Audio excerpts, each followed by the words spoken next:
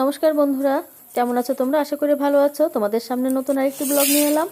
তো দেখো, গাছের থেকে তুলে আনা পাতাগুলো আমি বেছে নিয়েছি, আর এদিকে ভিজে নিচ্ছি মুসুরের ডাউল চপ করবার জন্য। সঙ্গে একটু আলু চাউলও দিয়ে দিয়েছি মচমচে হওয়ার জন্য পরোটা, সঙ্গে জল দিয়ে ভিজিয়ে রাখলাম।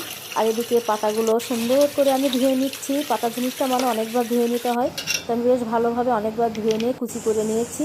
আর দুই জায়গায় আমি এই ব্যাটারটা তৈরি করব, একটা বাটা রেসিপি করব আর একটা দিয়ে চপ করব।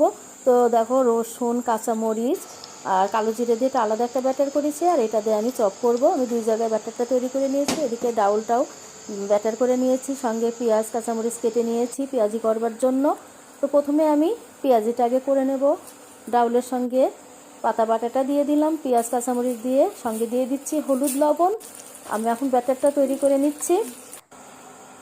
কড়াইয়ে তেল দিয়ে দিয়েছি, তেলটাও গরম হয়ে গিয়েছে। এখন আমি তৈরি করা ব্যাটারটা গোল গোল শেপ করে চপের আকারে ভেজে নিচ্ছি।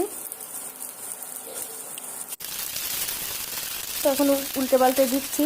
এটা কিন্তু একটু ভালোভাবে ভেজে নিতে হয়। দেখে মনে হয় যেন কালো কালো হয়ে গিয়েছে, কিন্তু আসলে ভিতরে কাঁচা থাকে। ভালোভাবে দুই সাইডে ভালোভাবে মচমচে করে ভেজে নিতে হয়। আর এই বাকি তেলেই আমি ব্যাটারটা দিয়ে দিচ্ছি। দেখো, হলুদ লবণটা দিয়ে ভাজা ভাজা করতে। তো খুবই সহজ একটা রেসিপি, ঠান্ডার জন্য খুবই উপকারী, গরম গরম ভাতে খেতে খুবই ভালো লাগে এবং উপকারী।